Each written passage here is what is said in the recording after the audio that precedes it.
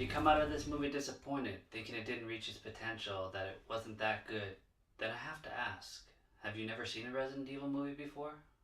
Resident Evil, the final chapter. Now I would like to mirror this movie by being all over the place with my review, because let's just say the editing was terrible. Doobie White, the only sole credited editor, if he did in fact make all the editing decisions in this, then I hope he never touches a film I see ever again. I mean, I thought Taken 2 or The New Underworld was bad, but he's taken it to a whole nother level.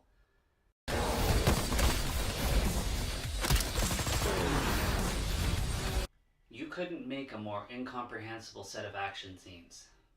So, Blade 2. I like Blade 2. Why am I telling you about Blade 2? Because it started Trimouth. Now everyone thinks you have to have Trimouth to be scary. What is Trimouth? It's when the jaw separates in 3 different directions. So they've been doing it for monsters, vampires, and now zombies, and it doesn't look that good, guys. Like, let's cut back on that.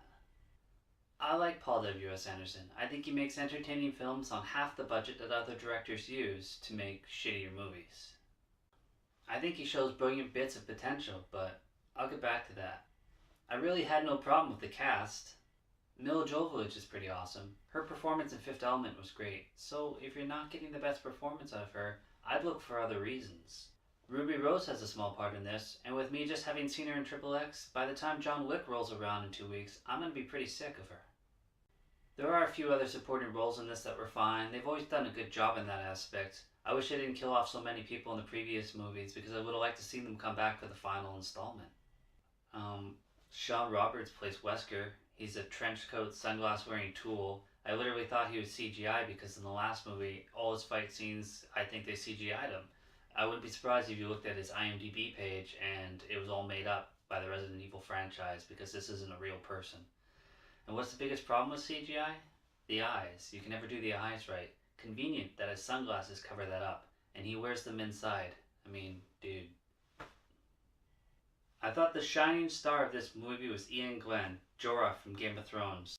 Now, they killed him off in one of the Resident Evil movies, but logic and stakes really aren't that important in this franchise.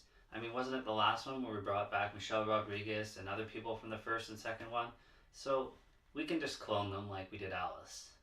It gets brought up that he has all his clones believe that they're the real versions of himself because it makes them more motivated to succeed in all their goals.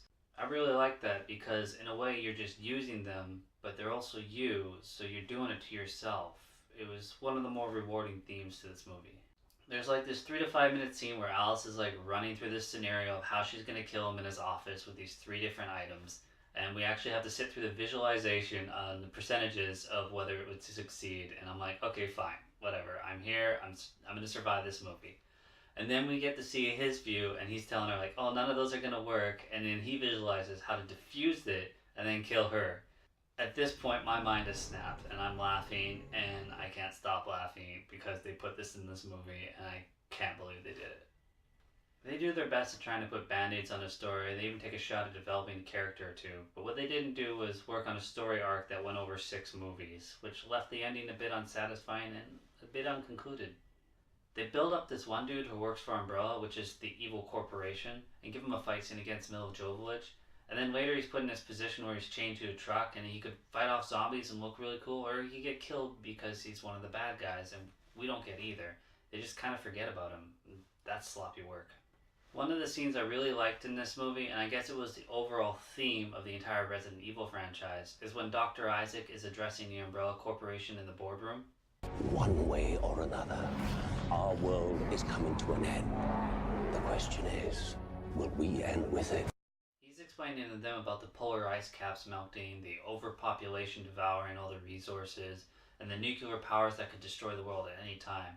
And he's like, the world's gonna end and we can decide how that is. So his decision is to release the T-virus, have the zombie apocalypse wipe out all of Earth's population, except for Umbrella Corp. And it would give the Earth some time to heal as they would sleep in cryogenic chambers until it was ready.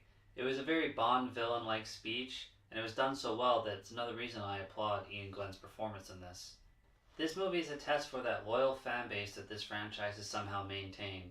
I didn't come out of this movie hating it because it was pretty much exactly what I expected. We played a long game, you and I, but now it's over. If you've watched Resident Evil 4 and 5, then I'd say, why stop now? You've made it this far. You know exactly what you're getting, just I'm warning you, the editing is much, much worse. Now, I would totally buy the Resident Evil series on Blu-ray if they released a sixth one with a better edited version, because I will not sit through that ignorant shit again. Well, that's my thoughts on Resident Evil, and as always, thanks for watching.